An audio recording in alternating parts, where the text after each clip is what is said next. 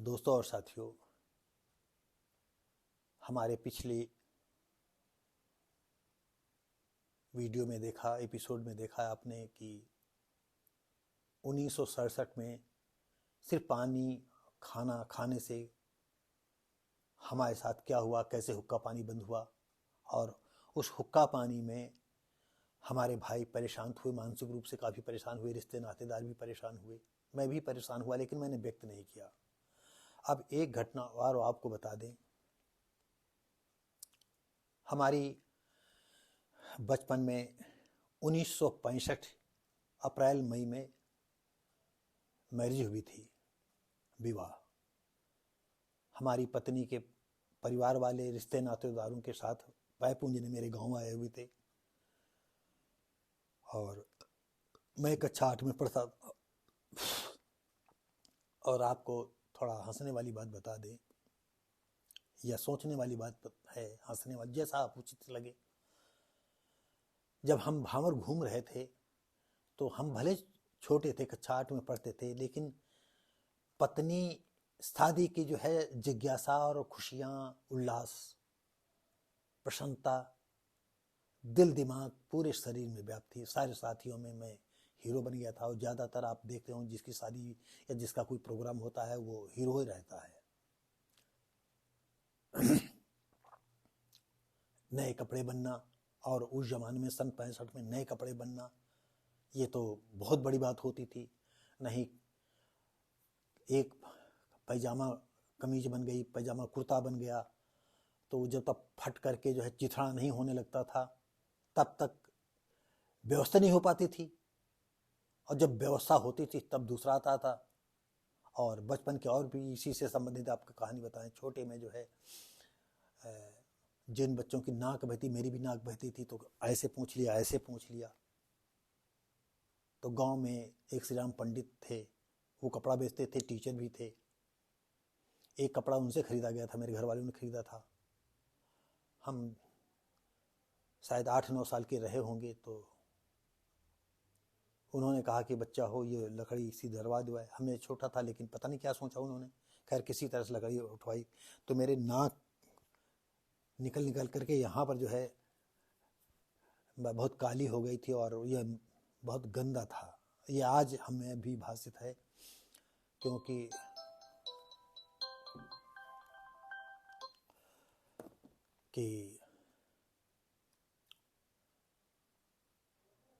स्थिति हमारे कपड़ों की भयंकर थी, स्वच्छता की बड़ी कमी थी। तो ऐसे सिचुएशन में फिर नए कपड़े बनना, फिर धीरे धीरे करके दिमाग में आया। एक बार मुझे अपनी गंदगी की समय आया कि मैं साल में 2 आने की एक बट्टी मिलती थी कपड़ा धोने वाली। इतवार को हम लोग ताल पर निकल जाते थे जिसमें नहाया करते थे, उसी किनारे जो है पानी डालें और 2 आने की बट्टी से पैजामा और कुर्ता जो कमीज होती, बुशर्ट होता था, उसको साफ करते थे, उसे में धोते थे। और नील करने के लिए जो है कोई तमीज़ भी नहीं थी, ज्ञान भी नहीं था।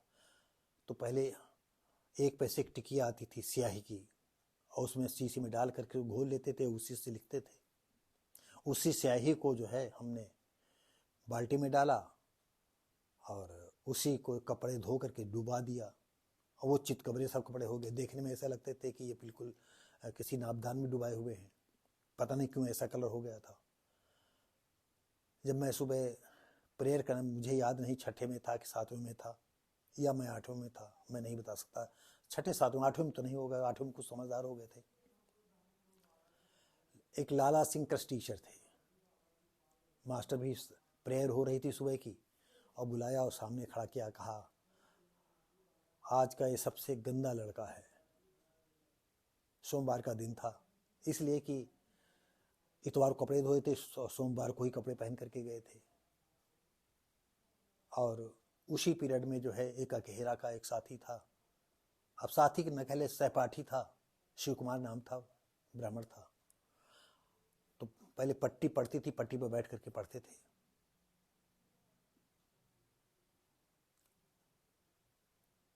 और तो वो तौलिया लाता था, तो तौलिया नीचे पट्टी पर डालता था और साफ सुथरा रहता था। एक अच्छा जैसे मैंने देखा, उसको बुला करके उसको साफ सफाई में, उज्ज्वलता में फर्स्ट पुरस्कार मिला था और गंदगी में मुझे। तो साथियों, ये बात चलते चलते जो है हमारी ये हुक्का पानी बंद करने वाली घटना घट गई थी। और सन 71 में हमारा गौना आया था मई में, अंदाज मई में ही होगा, अप्रैल या मई में। और इस तरह से धीरे धीरे करके हमारे 3 साल गुजर चुके थे, 71, 72, 73, 74। 13 मार्च को जो है हम बीघापुर गए हुए थे इंटर की परीक्षा के लिए, कमरा देखने के लिए। प्राइवेट मैंने इंटर किया था। और इधर हमारे चचेरे साले आए हुए थे पत्नी को लिवाने के लिए, तो पत्नी को लिवा करके जा चुके थे। मैं जब लौट करके आया तो पत्नी जा चुकी थी, क्यों मुझे पहले से भी दिख था कि चली गई। और ये नई बातें बताने का जो है पता नहीं क्यों हम, हाँ ये जरूर आपको नहीं बताया, मुझे बचपन में जो है हमारे गांव में जो है राम आचार्य प्रसाद शर्मा थे, मंदिर के वो ट्रस्टी थे। और उनकी आदत ये थी, जब तक जगते थे तब तक पढ़ते थे, जब तक बतियाते थे बतलाते थे किसी से, और अगर अकेले बैठे हैं तो उनके हाथ से किताब छूटती नहीं थी, पढ़ते रहते थे। और उनका सम्मान पूरे इलाके में था, मैं भी सम्मान करता था। उनके पास एक बहुत बड़ा पुस्तकालय था जिनसे मैंने भी अनगिनत पुस्तकें पढ़ी। और उस पुस्तकालय के विषय में मैंने कभी नहीं पूछा था, लेकिन गांव में ये खबर थी कि परमठ में कोई नर्तकी थी, वेश्या थी, जिनसे ये रामाचार्य प्रसाद, उनको बड़े बाबा कहा जाता था, बड़े बाबा के ताल्लुकात अच्छे थे। और वो वेश्या मरने के समय या अपने जिंदा में ही जो है ये ट्रस्ट बनाए हुए थे पुस्तकालय का, तो पुस्तकालय में दान दी गई थी। अब ये इस विषय में मैं ठोस प्रमाण नहीं दे सकता, लेकिन हाँ ये हजारों, 50,000 के माने में किताबें थी वहाँ। बड़ी बड़ी 3 लोहे और लकड़ी की बड़ी बड़ी कुर्सियाँ थी, आगे शीशे लगे हुए थे, तमाम अलमारियाँ थी जिसमें अनगिनत, जहाँ कुरान है, बाइबल उस समय सब पढ़ी हुई उनमें थी। और गांव समाज में जब उनका सम्मान होता था तो मैं भी पढ़ने का आदी हो गया था। लौट करके आया तो हमारे एक मित्र थे सुरजू चमार, मैं पास ही था।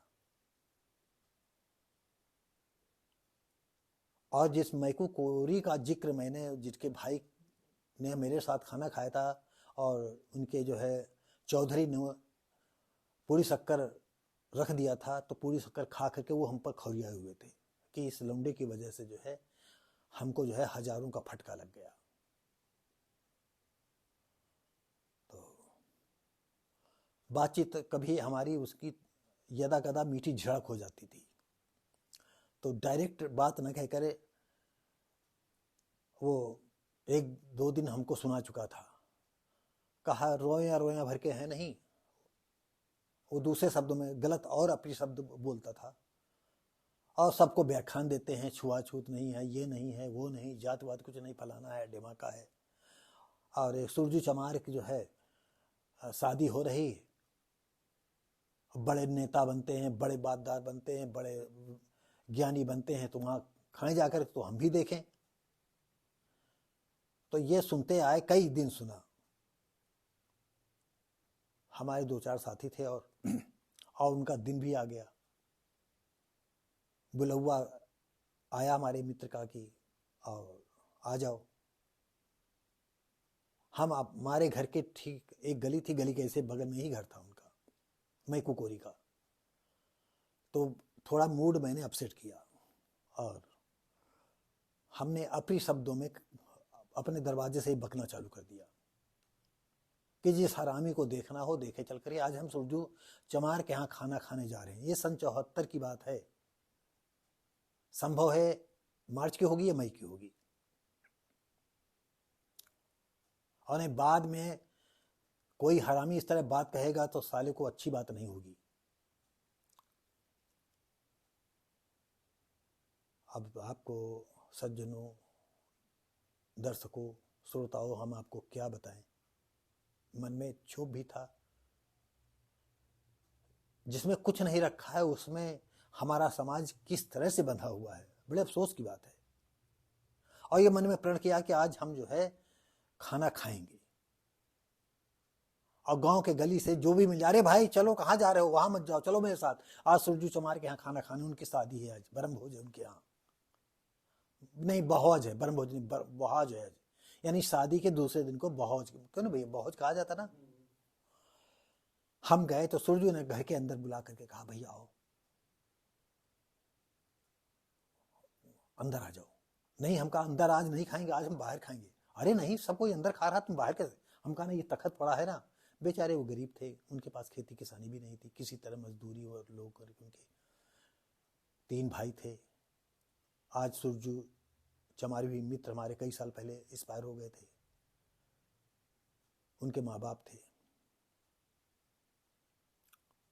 खैर नहीं माने, थाली में लाए खाना, पत्तल में खाना था, हमको थाली में खाना लाए, और हम उसी तखत पर बैठ करके जैसे हम खाना चालू किया तो गांव के हमारे श्रवण भी देख रहे हैं और फुसफुस कर रहे हैं, चाहे और देख लौट जाए, फिर कोई ये नया आया, कोई दूसरा आया, कोई तीसरा। और खाना जो है हमारा कम से कम 1-1.5 घंटे का वो खाना हो गया, मैं धीरे धीरे खा रहा हूँ, कि जिसमें गांव वालों को पता चले कि नहीं हम खाना खा रहे हैं।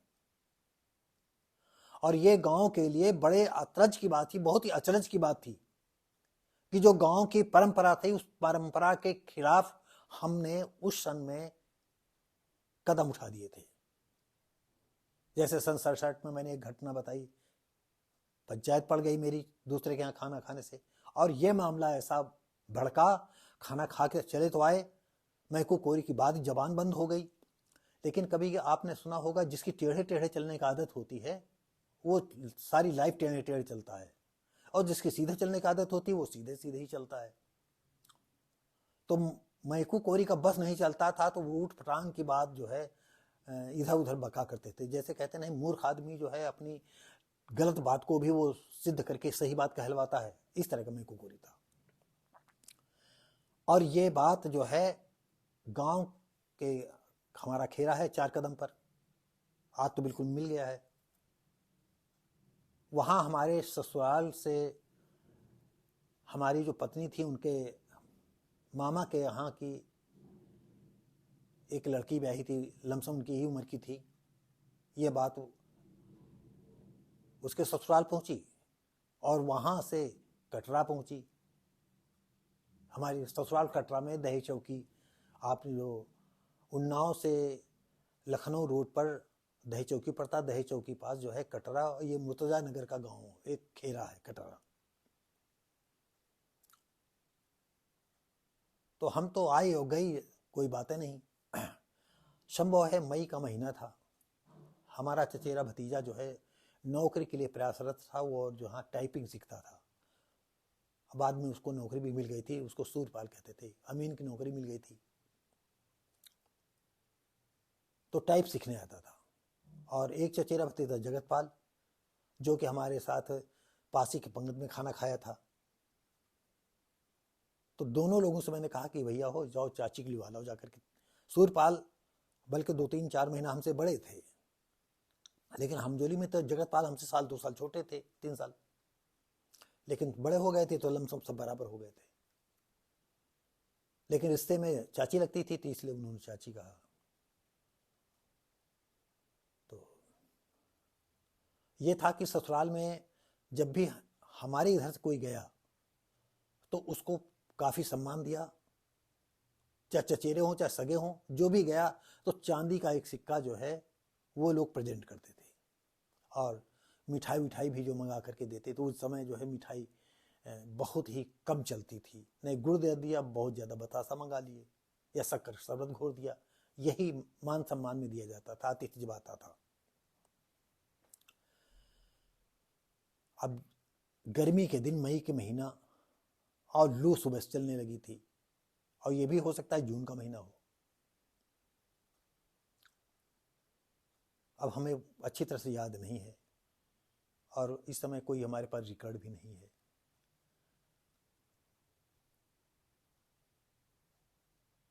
जगतपाल और अमीन से बात हुई, उन्होंने कहा कि हम 10 बजे छूटेंगे, 10 साढ़े 10 बजे, तुम 10 साढ़े 10 बजे आ जाना और यहीं मिलना करके, हम टाइपिंग स्कूल से छूटेंगे, यहीं मिल लेंगे और फिर चलेंगे। और उस दिन बाय द वे क्या हुआ कि वो 11 बजे छूटे और तेज आंधी जैसी हवाएं चल रही थी, गर्दा धूल मची हुई थी। जगतपाल कहने लगे कि चलो कुछ पानी वानी पी लिया जाए। अरे उन्होंने कहा है तो 6-7 किलोमीटर है, तब जो साइकिल चलाता है उसके लिए 6-7 किलोमीटर और गांव का आदमी ये सब नॉर्मल है। आज तो जो है बच्चे जो है 5 यानी 50 मीटर भी चलना उनके लिए आफत होती है। तो कहा यार यहाँ हम लोग ऐसे पानी पियेंगे, वहाँ कुछ मिठाई उठाई आएगी तो वहाँ पानी पियेंगे। और हवा विकराल, और हवा उल्टा उत्तर से दक्षिण की ओर चले, और इनको चलना था दक्षिण से उत्तर, लखनऊ की तरफ जाना था उन्नाव से। 6 साढ़े 6-7 किलोमीटर पर कटरा गांव था। अब ये किसी तरह चलते चलते जो है 12:30 के करीब दरवाजे पहुंचते हैं। दरवाज़ा खटखटाया तो कोई लड़की निकली और जाकर के घर में बताया होगा। अब 2-4 औरतें वही दरवाज़ा खोल करके बाहर झांक रही हैं। बाहर कोई पेड़ भी नहीं था जो छाया में रुक सकें दोनों भतीजे। बड़ी देर तक देखा कोई आ नहीं रहा है तो एक टूटा छप्पर बंगला पड़ा हुआ था, उसके नीचे गए, दोनों लोग खड़े हो गए। करीब आधा घंटे बाद कोई आदमी आता है और एक टूटा ही चरपैया जो है उसी टूटे बंगले के नीचे डाल जाता है। तो अभी थके मांदे थे, पानी प्यास लगी थी, मुंह सूख रहा था, दोनों बैठे। तो सबसे पहले जो है सूरपाल को बुलाया गया जो टाइपिंग सीख रहे थे। घर के अंदर फिर बुला करके उनकी बातों से जूते मारे गए कि तुम्हारा चाचा जो है बड़ा काबिल बनता है, चमारों के यहाँ खाना खा लिया। मैं अपने चमार मित्रों जो हमारे सुन हैं यहाँ पर हम आप ये बात अन्यथा न लें, जो सत्य घटना है हम उसे व्यक्त कर रहे हैं। हमारे आज सभी मित्र हैं, हम उस अपने ससुराल की कथानक को व्यक्त कर रहे हैं कि कैसे हमारे भतीजों के साथ व्यवहार किया गया।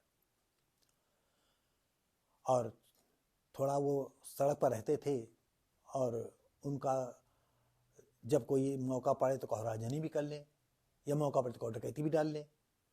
हमारे सामने ऐसा नहीं हुआ, लेकिन बाद में कुछ लोगों ने बताया कि इस तरह से, और ये भी कहते थे कि अगर चोरी डकैती करते तो हम उनका साथ देते। ये चमारों के खा करके जो कोई रुस्तम हिंदी की है। और कहा तुम्हारे साथ तो नहीं, अगर वो आते तो उनके साथ जो होता व्यवहार तो वही जानते। बड़े खनखन साहब बनते, पता नहीं क्या समझते हैं। और जब वो लोग सूर्यपाल पर अपना गुबार निकाल चुके तो खाना अंदर तैयार था। जगतपाल बाहर वही टूटे बंगले के नीचे बैठा था, प्यास से व्याकुल था, सूखा पानी भी नहीं दिया। जगतपाल को आया, चलो भैया खाना खाओ चल करिए। ये जाते हैं खाना, तो सूर्यपाल से कहते हैं चलो खाना खाया जाए। सूर्यपाल कहते हैं हम तो नहीं खाएंगे। तो मन में सोचा कि अभी भूखे थे, घर से खा के भी नहीं आए, बताते हम खाना नहीं खाएंगे। और बाहर चबूतरे पर जो कांच के गिलास में पानी रखा हुआ था, एक गिलास हाथ धोया और अंदर रुमाल पोंछते हुए अंदर गए। जब तो देखा केले के पत्ते के ऊपर दाल चावल लगा हुआ रखा है, वहीं जब कांच के गिलास में पानी रखा है। तब जगतपाल की आंखें खुली, उम्र में कई साल छोटे थे। कहा कि कुछ मैटर है। बाहर अंदर जा करके जगतपाल लौट आए। उन्होंने कहा चलो अच्छा सूरपाल चलते हैं। सूरपाल उठे।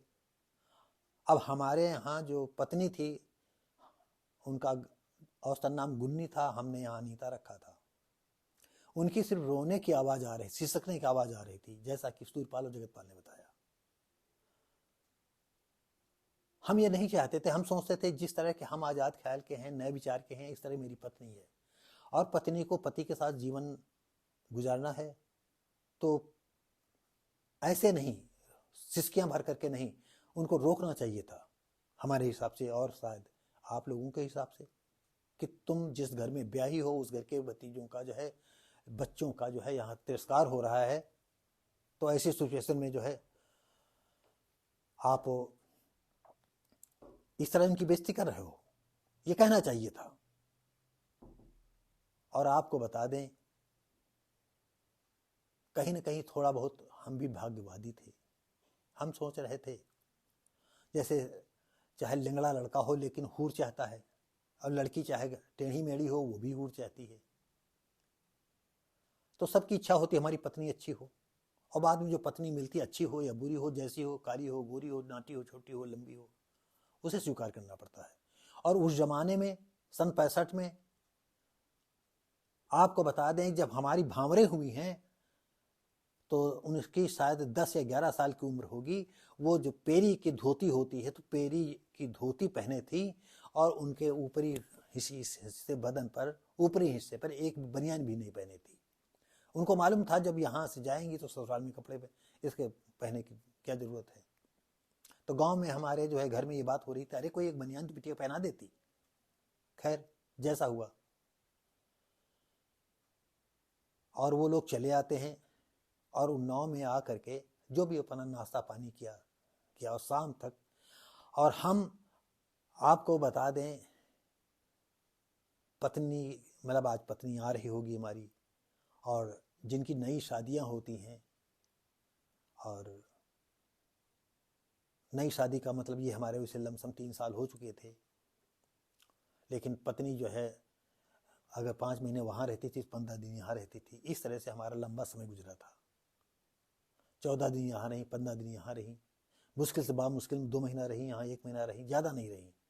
तो ये उतावलापन और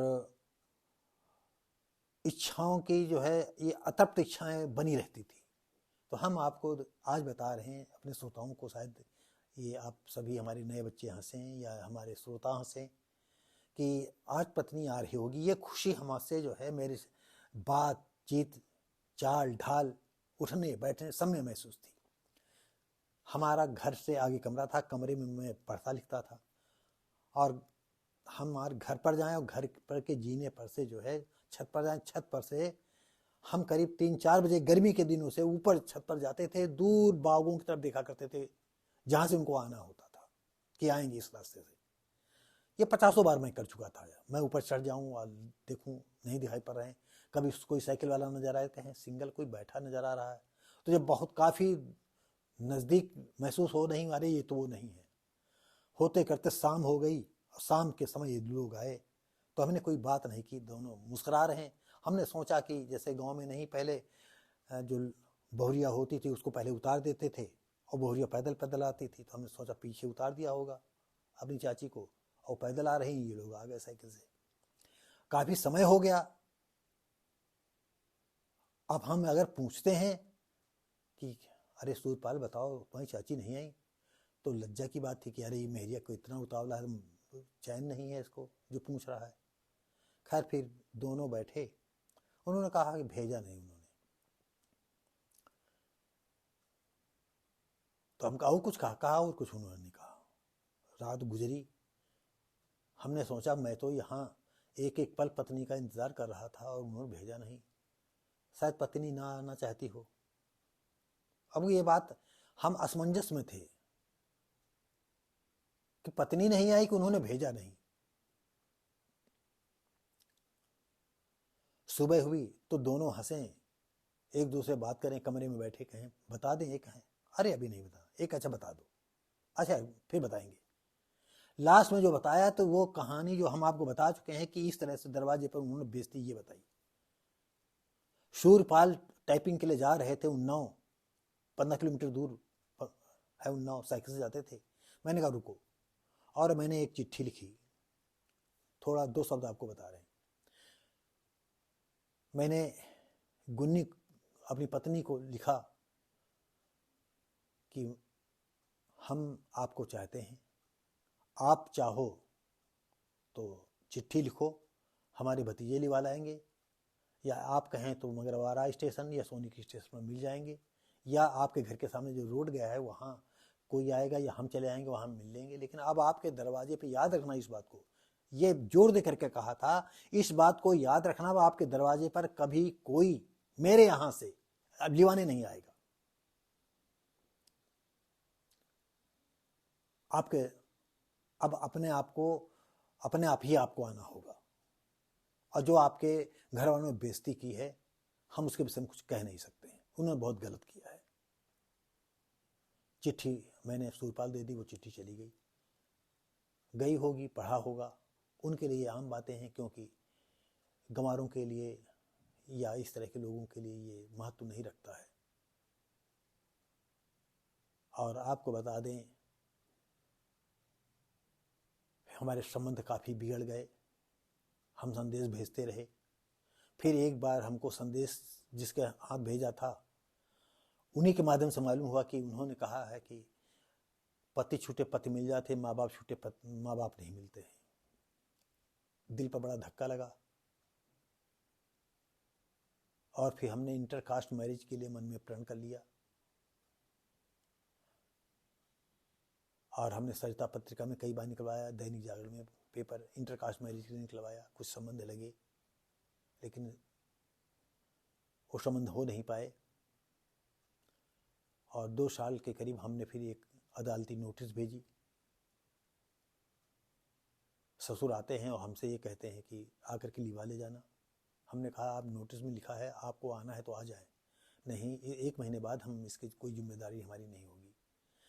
इसके बाद न वो आई, न हमारे यहाँ कोई गया। और दुख की बात ये बता दें कि सारी ज़िंदगी उन्होंने शादी नहीं की, न मेरे यहाँ आई। शायद 2.25-3 किलो के करीब चांदी थी उनके पास।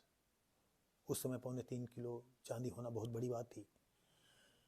घर वाले शायद क्या, गांव वाले क्या, रिश्ते नातेदार सारे मूर्ख थे कि लड़की का जो है घर पर गुजारा नहीं होता है, अरे चलो बात करते हैं। फिर कोई बात करने नहीं आया। तो साथियों, ये जात के कहर का मैंने नमूना भेंट किया। फिर कभी और कुछ होगा, फिर कोई इस तरह की घटना होगी तो हम आपको बताएंगे। यदि आपको हमारे ये वीडियो पसंद आते हैं तो साथियों सब्सक्राइब करें, लाइक करें, शेयर करें और कमेंट में ये ज़रूर लिखें कि हमने इसमें क्या गलती की, कि सही किया था या गलत किया था। क्योंकि हर आदमी पूर्ण नहीं होता है, हर आदमी में कुछ न कुछ कमियां होती हैं और अपनी कमियां अपने को अगर दिखाई देने लगें तो आदमी जो है वो गलतियां करना बंद कर दे और सब आदमी अच्छे हो जाए। इसी के साथ ही दोस्तों, साथियों,